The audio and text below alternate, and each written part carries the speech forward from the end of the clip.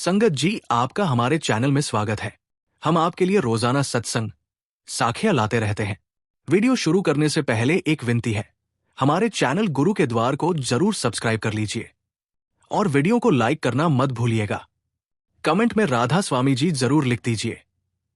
संगत जी, ये जीवन एक प्रेम पूर्ण यात्रा है, उस प्रियतम की ओर, उस मालिक, उस परमात्मा की ओर, जिनकी झलक पाने को हमारी आत्मा अनादि काल से तड़प रही है। ये तड़प कोई साधारण इच्छा नहीं, बल्कि आत्मा की उस पुकार का स्वर है जो अपने सच्चे घर लौटने के लिए व्याकुल है। और कितना बड़ा सौभाग्य है हमारा कि हमें एक जीवित सद्गुरु की कृपा से वो अनमोल नाम प्राप्त हुआ है, जिसे हर आत्मा को नहीं, केवल कुछ चुनी हुई आत्माओं को ही बख्शा जाता है। ये कोई सामान्य उपलब्धि नहीं, ये तो उस परम सत्य की कुंजी है जिसकी तलाश में अनगिनत जन्म बीत गए। पर संगत जी, मन की चालें कभी खत्म नहीं होती। कभी आलस्य, कभी थकावट, कभी नींद, कभी ये सोच कि कल से पक्का, तो कभी दुनिया की चकाचौंध, उत्सव, रिश्ते और जिम्मेदारियां। ये सब हमारी भजन सुमिरन की साधना के सामने दीवार बनकर खड़े हो जाते हैं। मन बड़ी चतुराई से हमें उलझाए रखता है ताकि हम उस अमूल्य अवसर का पूर्ण लाभ ना उठा सके जो हमें इस जन्म में मिला है। इसलिए आइए आज हम विनम्रता से आत्म मंथन करें कि कहीं हम उस दुर्लभ नाम को, उस अमूल्य भेंट को अपनी ही लापरवाही से खो तो नहीं रहे, और कैसे हम मन की इन बाधाओं को पहचान कर प्रेम और अनुशासन से पार कर सके। इसी की ओर ये चर्चा हमें ले जाएगी। संगत जी, सच्चाई यह है कि आज भी बहुत से प्रेमी पूरे दिल से प्रयास कर रहे हैं। वे रोज सुबह नींद और थकावट को त्याग कर उठते हैं, भजन की बैठकों में बैठते हैं, सुमिरन करते हैं और अपने जीवन को सद्गुरु की रजा में ढालने की सच्ची कोशिश कर रहे हैं। ऐसी ही एक प्यारी आत्मा ने हाल ही में एक बहुत भावपूर्ण प्रश्न साझा किया। उन्होंने कहा, मैं रोज सुबह 3 से 6 के बीच ध्यान करता हूं, पर 1 घंटे बाद शरीर थकने लगता है। जब मन थोड़ा स्थिर होने लगता है, तभी अचानक नींद आ जाती है, जैसे कोई सपना शुरू हो गया हो। सिर झुक जाता है और होश टूट जाता है। अगर लेट जाता हूं तो फिर गहरी नींद आ जाती है। ना नाम जप रह जाता है, ना जागरूकता। दिन भर सुमिरन करते रहने की भी कोशिश करता हूं, लेकिन ध्यान में वैसा आनंद नहीं आ रहा। कभी कभी ध्यान के समय एक धीमी सी ध्वनि सुनाई देती है, जैसे दूर से ट्रेन की सीटी या गहरी बेस जैसी आवाज। पर समझ नहीं आता कि ये असली धुन है या बस मेरे मन की कल्पना। संगत जी, ये संघर्ष सिर्फ एक साधक का नहीं है, हम इसे बहुत से प्रेमियों का है।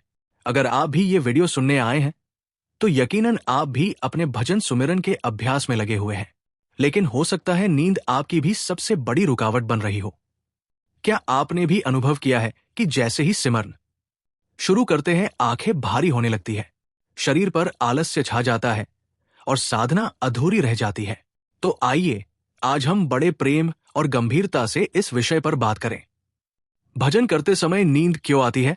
क्या ये केवल शरीर की थकान है या फिर मन की कोई गुप्तचाल?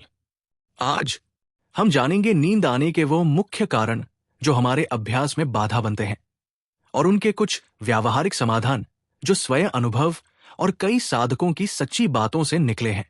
हम ये भी समझने का प्रयास करेंगे कि कैसे मन हमें ध्यान से भटकाता है, विचारों की अनगिनत तरंगे उठती है, शरीर में अचानक बेचैनी आ जाती है, और जब थोड़ी एकाग्रता बनने लगती है, तभी नींद आकर सब विफल कर देती है और हम निराश होकर उठ जाते हैं। इसलिए संगत जी, आपसे विनती है, इस वीडियो को बीच में मत छोड़िए। कुछ समय अपने सारे कामों को विराम दें और पूरे मन से इस चर्चा में सहभागी बने, क्योंकि ये बातें कोई साधारण विचार नहीं, बल्कि हमारी आत्मा के सच्चे उद्देश्य को पूरा करने की कुंजी है। आज बताए गए उपाय अवश्य आपके काम आएंगे और आपको इस नींद की रुकावट को पार कर भजन सुमिरन की गहराई तक पहुंचने में मदद करेंगे। और हाँ संगत जी, अगर आप हमारे चैनल रूहानी मार्ग पर नए हैं तो कृपया सब्सक्राइब जरूर करें, ताकि बाबा जी की अमूल्य शिक्षाएं आपके जीवन में निरंतर पहुंचती रहें।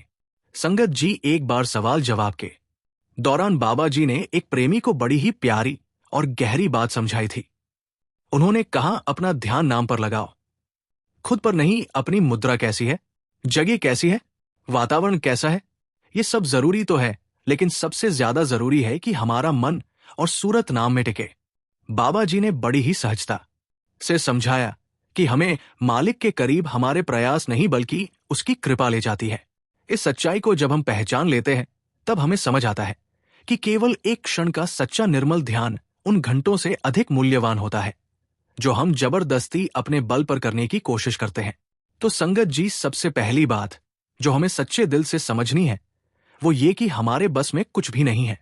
जो भी होगा वो केवल उसकी कृपा से ही होगा।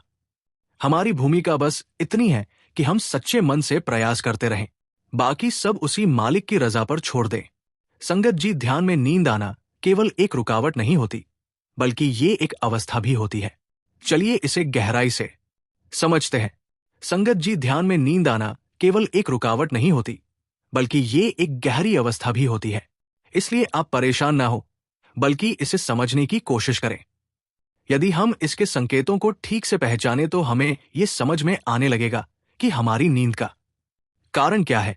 अब हम आपको कुछ ऐसे संकेत बताएंगे जिनसे आप समझ पाएंगे कि क्या ये वास्तव में साधारण नींद है या फिर आत्मिक यात्रा का कोई गहरा संकेत।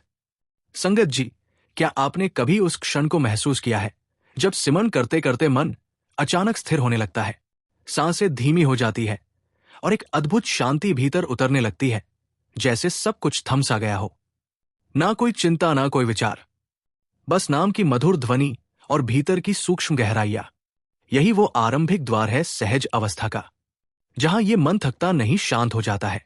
अगर आप सिमरन को धीरे धीरे लंबी श्वासों के साथ करते हैं, जैसे गुरु की खींचती हुई ध्वनि, तो धीरे धीरे मन की चंचलता मिटती जाती है और शरीर के भीतर एक स्थिरता आने लगती है। ये कोई बुरा संकेत नहीं बल्कि साधना की दिशा में एक शुभ संकेत है। विशेषकर यदि आपने अच्छी नींद ली है और दिन में भी मन में नाम की भावना बनी हुई है तो ये सहज भाव से गहराता है। हाँ, यदि शरीर नींद की कमी से जूझ रहा है तो ये थकान भी हो सकती है, परंतु दोनों अवस्थाएं पूरी तरह अलग है। ये समझना अत्यंत आवश्यक है। सहज अवस्था में यदि आप सपनों में नहीं जाते और विचार भी विलीन हो जाए तो ये एक बहुत उच्च स्थिति है। लेकिन अगर आप सिमरन करते करते सपनों में बहक जाते हैं तो ये संकेत है कि सुरती कहीं और बह गई है। ये मन की माया का हिस्सा है। इस शून्य अवस्था या सहज स्थिति में दो जहाज उड़ान भरते हैं। एक वह जहाज है जो अनहद शब्द की ओर जाता है, जहां आत्मा की उड़ान शुरू होती है, और दूसरा वह जो हमें फिर से विचारों, स्वप्नों और माया के संसार में ले जाता है। हमें किस जहाज पर चढ़ना है ये हमारे ध्यान की दिशा तय करती है। अगर सुरती नाम से जुड़ी रहे और विचारों से रहित हो तो अनहद शब्द की ओर ले जाने वाला जहाज ही हमें उठाएगा। संगत जी, ध्यान से सुनिए। शायद किसी ने आपको पहले ये बातें इतनी गहराई से नहीं बताई होंगी।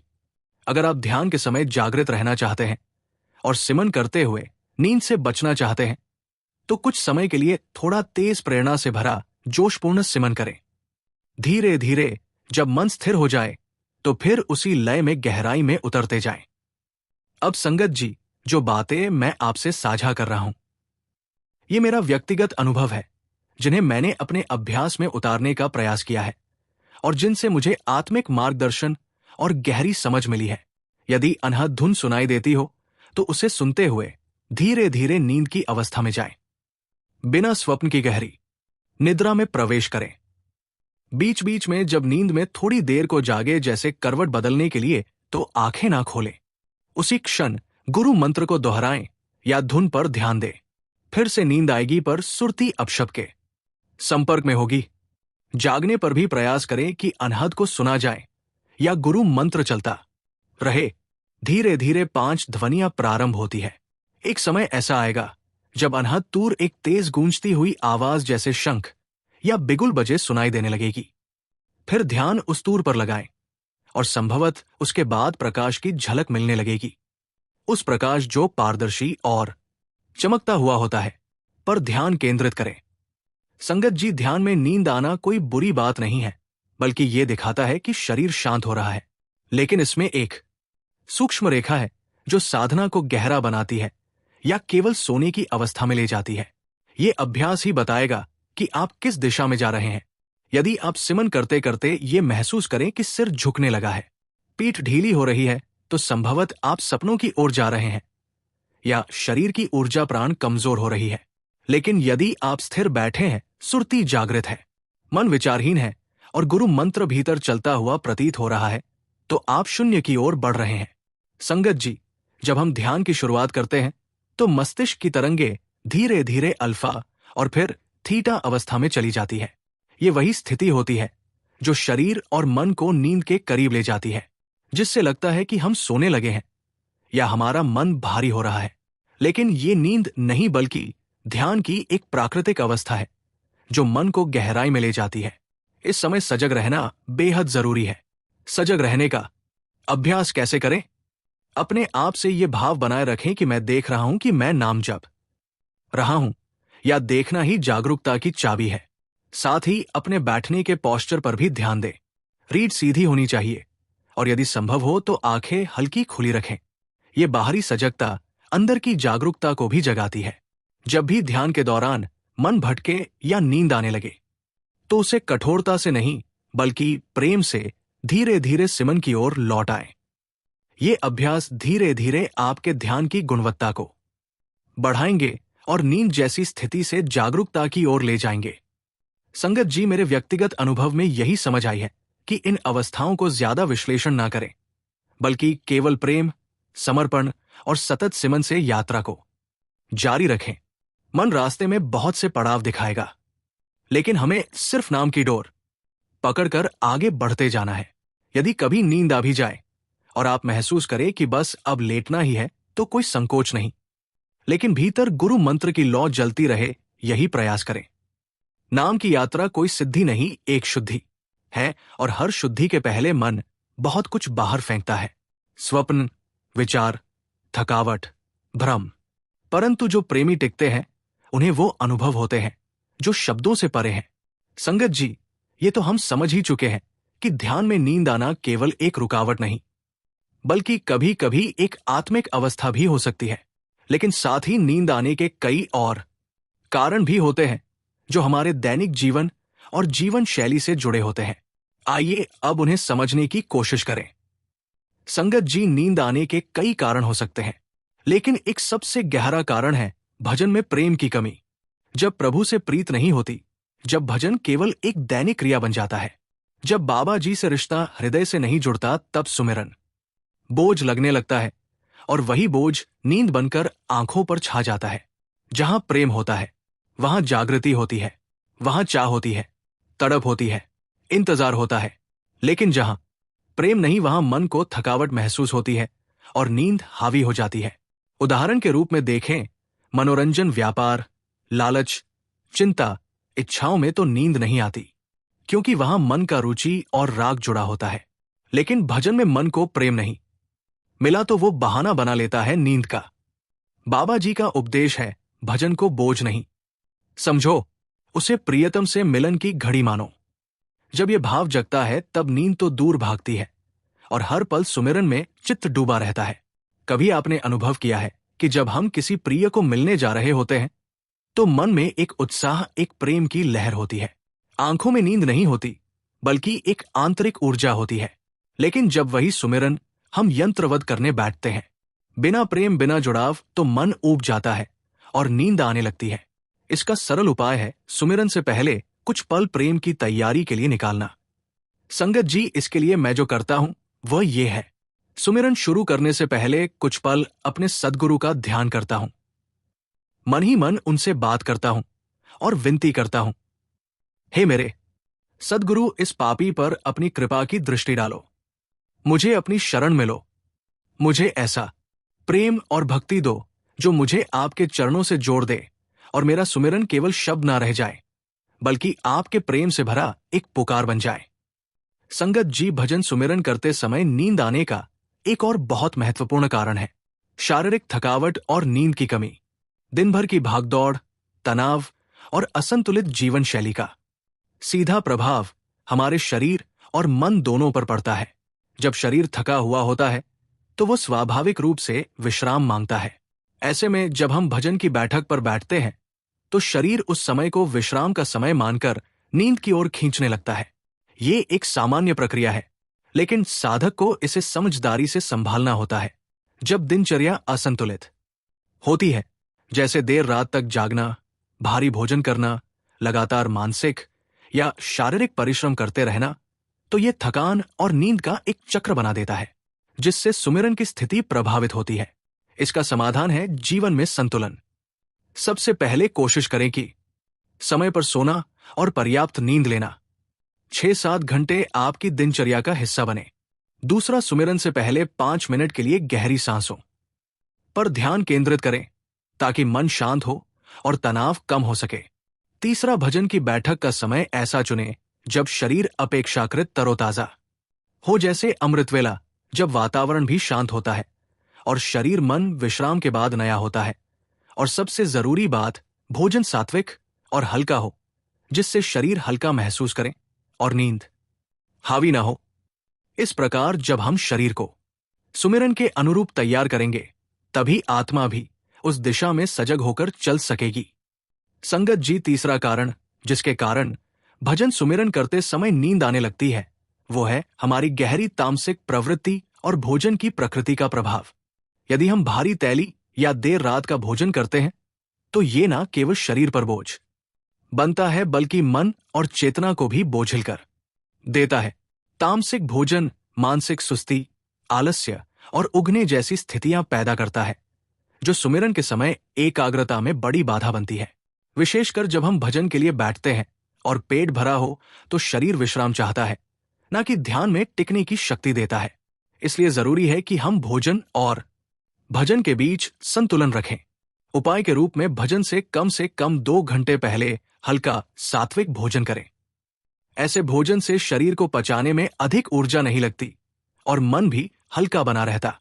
साथ ही रात को सोने से पहले बहुत भारी चीजें ना खाएं, जैसे पनीर, आलू, दालें या मिर्च मसाले से भरा भोजन।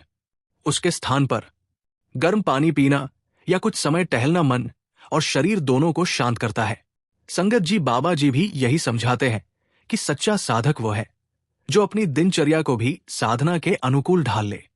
अगर हम अपने भोजन और जीवन शैली को थोड़ा साधक जैसा बना ले, तो नींद अपने आप कम हो जाएगी और हमारी सूरत प्रभु के नाम में स्थिर हो पाएगी। संगत जीव, भजन सुमिरन में नींद आने का एक बहुत महत्वपूर्ण और गहरा कारण है अभ्यास की कमी। जब हम सुमिरन को कभी कभी करते हैं, कभी किया तो कभी छोड़ दिया, तो मन का स्वभाव भी वैसा ही अस्थिर बन जाता है।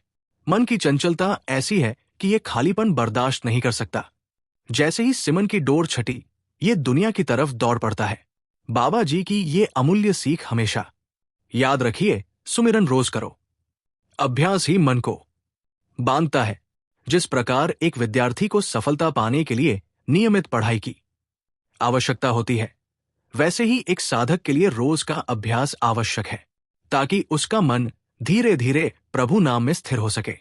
यदि हम मन को नियमित रूप से नाम जपने की आदत नहीं डालते, तो वो स्वाभाविक रूप से तेरी मेरी लाभानी स्वाद और मनोरंजन जैसी चीजों की ओर चला जाएगा। और जब भजन में रस नहीं मिलेगा, तो नींद आना निश्चित है, क्योंकि मन वही करता है जिसमें उसे आनंद आता है। अगर उसे नाम सुमिरन में आनंद नहीं मिला, तो वो सांसारिक लज्जतों की ओर आकर्षित होगा। मन की ये प्रवृत्ति हमें ये सिखाती है कि अभ्यास ही समाधान है। अभ्यास से ही धीरे धीरे मन शांत होता है और आत्मा जागने लगती है। लेकिन प्रारंभिक साधकों के लिए ये आसान नहीं होता, क्योंकि ना तो मन स्थिर होने का आदी होता है और ना ही शरीर बैठने की स्थिति में सहजता महसूस करता है। ऐसे में नींद या ऊब आना एक सामान्य प्रक्रिया है, पर इसका इलाज भी सरल है। छोटे छोटे अभ्यास से शुरुआत करें। 5 मिनट का सुमिरन करें, फिर धीरे धीरे उसे 10 और 15 मिनट तक बढ़ाएं। आप चाहे तो मोबाइल पर एक टाइमर सेट कर लें, जिससे आप खुद को एक अनुशासन में ला सकें। सबसे जरूरी बात है कंसिस्टेंसी, यानी निरंतरता। ये एक ऐसा बीज है जिससे चेतना का वृक्ष बनता है। संगत जी, याद रखिए, जैसे हर दिन थोड़ा थोड़ा जल देने से पौधा धीरे धीरे फलने फूलने लगता है, वैसे ही हर दिन के थोड़े थोड़े सुमिरन से आत्मा भीतर से खिलने लगती है। शुरू में मन भागेगा, शरीर थकेगा, नींद आएगी, लेकिन जब आप ठहरते रहेंगे, टिके रहेंगे, तो एक दिन ऐसा आएगा जब मन खुद थक कर बैठ जाएगा और आत्मा उठकर प्रभु की ओर चल देगी। यही तो इस यात्रा का सुंदरतम क्षण होता है। संगत जी, अगला कारण ध्यान या भजन करते समय नींद आने का है। वातावरण में छिपा आलस्य और ऊर्जा की कमी, ये बात बहुत कम लोग समझते हैं, लेकिन वास्तव में वातावरण हमारे मन और शरीर पर गहरा प्रभाव डालता है। जब हम दिन भर ऐसे लोगों या गतिविधियों के संपर्क में रहते हैं जो हमें आत्मिक रूप से नीचे खींचते हैं, जैसे निरर्थक गपशप, नकारात्मक सोच, मोबाइल और टीवी की लत, तो हमारा मन धीरे धीरे अपने उद्देश्य को भूलने लगता है। सत्संग से मिलने वाली संगति और वातावरण से हमें जो सकारात्मक ऊर्जा, जागरूकता और प्रेरणा मिलती है, वो इन तम से प्रभावों में दब जाती है। मन एक चंचल बच्चा है, उसे बार बार याद दिलाना पड़ता है कि उसका लक्ष्य क्या है। यदि वो दिन भर माया में उलझा रहा है, तो जब आप भजन बैठते हैं, वही मोबाइल, वही बातें, वही दृश्य, वही गपशप की छवियां उसके आगे आने लगती है। और उसी के साथ आती है नींद, क्योंकि नींद भी माया की ही एक चाल है जो आत्मिक अभ्यास से रोकती है। संगत जी, अशांत और माया से भरा हुआ मन सुमिरन में स्थिरता और शांति नहीं पकड़ पाता। अगर भीतर शांति चाहिए तो संगति बदलनी होगी, वातावरण बदलना होगा। समाधान बहुत सरल है। दिन में थोड़ा समय सत्संग सुनने में लगाएं, संतों की वाणी पढ़ें, सेवा करें, दया और करुणा के भाव से रहें। इससे एक आत्मिक और शुद्ध वातावरण हमारे भीतर भी बनता है और बाहर भी। और हाँ, शारीरिक वातावरण भी उतना ही जरूरी है। कई बार हम बहुत गाढ़े पर्दों के पीछे अंधेरे कमरे में गर्म और बहुत नरम बिस्तर पर बैठते हैं। ध्यान के लिए ये सब नींद को आमंत्रण देने जैसा है। हो सके तो ध्यान के लिए एक साफ, खुला और थोड़ा ठंडा वातावरण चुनें। अगर संभव हो तो हल्की प्राकृतिक रोशनी हो, कमरा हवादार हो। आपका ध्यान स्थान प्रेरणादायक और पवित्र होना चाहिए। और जब बैठे तो सीधा आसन ले, पीठ टिकाकर नहीं, बल्कि सजग होकर, ताकि मन और शरीर दोनों जागरूक रहे। संगत जी, ये छोटा सा बदलाव आपके पूरे अभ्यास को नई दिशा दे सकता है। सद्गुरु की कृपा से जब वातावरण शुद्ध होगा, तब मन भी उस दिशा में चलेगा जहां उसे वास्तव में पहुंचना है। संगत जी, अब कुछ महत्वपूर्ण बातें आपके प्रेम पूर्वक ध्यान में रखना अत्यंत आवश्यक है, जिन्हें यदि आप अपनाते हैं तो न केवल भजन सुमिरन में आपको गहराई और स्थिरता प्राप्त होगी, बल्कि नींद और मन की व्यर्थता जैसी बाधाओं से भी आप सहज ही पार हो सकेंगे। सबसे पहले अपने रोज की दिनचर्या में संतुलन और साधना के अनुकूल बदलाव करें। प्रातः ब्रह्मा मुहूर्त या अमृतवेला का लाभ उठाएं, जब वातावरण शांत होता है और आत्मा भी अधिक सजग होती है। इस समय किए गए सुमिरन और ध्यान का प्रभाव कई गुना अधिक होता है। दिन भर हल्के सुमिरन की आदत डालें, चाहे आप चलते हो, काम कर रहे हो या अकेले हो। मन में नाम की धीमी धुन बजती रहे।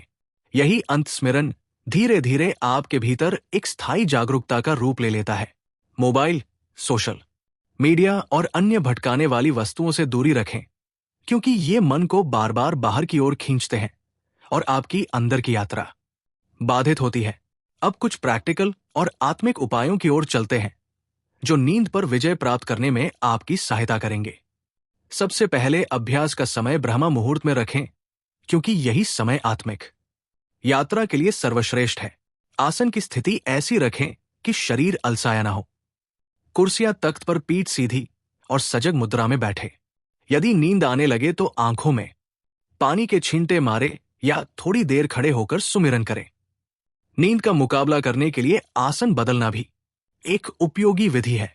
नियमित अभ्यास का नियम बना ले, चाहे समय थोड़ा ही क्यों ना हो, लेकिन प्रतिदिन बैठे, क्योंकि यही निरंतरता आत्मा को ऊपर उठाती है। ध्यान रखें, मन की नहीं सुननी है, आत्मा की पुकार को जागृत करना है। जब मन कहे कि थक गए हैं, तो आप प्रेम से आत्मा से कहें, मालिक तुझसे मिलने को बैठा हूं। सत्संग और संगति का सहारा ले, क्योंकि ये प्रेरणा और ऊर्जा का अक्षय स्रोत है। और सबसे सरल लेकिन सबसे प्रभावशाली उपाय है सेवा। संगत की सेवा, घर की सेवा, जो भी सेवा मिले उसमें तन को थकने दे। जब शरीर थकेगा तो नींद अपने आप कम होगी और आत्मा जागृत अवस्था में आएगी। सेवा आत्मा का भोजन है और ये धीरे धीरे अंदर की यात्रा को सहज बनाती है। संगत जी, यदि आप इन बातों को प्रेम और श्रद्धा से अपनाएंगे तो एक दिन ऐसा जरूर आएगा जब नींद, मन और माया ये सब पीछे रह जाएंगे और आपकी सूरत प्रकाश में टिक जाएगी। जैसा कि बाबा जी बार बार कहते हैं, एक दिन तुम्हारी सूरत जाग जाएगी। बस रुके रहो। संगत जी, अब हम अच्छी तरह से समझ चुके हैं कि हम वास्तव में माया के अधीन जीवन जी रहे हैं। ये संसार, इसकी लुभावनी वस्तुएं और दिन भर की चंचलता सब मन को अपनी ओर खींचती है। लेकिन आत्मा वो तो ऊपर उठना चाहती है, अपने मूल की ओर लौटना चाहती है। यही वो आंतरिक संघर्ष है जब आत्मा ऊर्ध्वगमन करना चाहती है और मन उसे नीचे खींचता है। ये संघर्ष बहुत गहरा होता है और इसी वजह से जब हम भजन सुमिरन में बैठते हैं तो अक्सर एक अनजानी थकान, बोझ और नींद छा जाती है। ये सिर्फ शारीरिक थकान नहीं होती, बल्कि ये आत्मा और मन के का परिणाम होती है। संगत जी, इस अवस्था में निराश नहीं होना चाहिए। इसका समाधान यही है कि दिन भर नाम में जुड़े रह, चाहे काम में हो या विश्राम में मन को बार बार प्रेम पूर्वक नाम पर टिकाने की आदत डालें। सेवा करें, सत्संग में जाएं और उस वातावरण में रहे जहां प्रभु की याद ताजा होती रहे।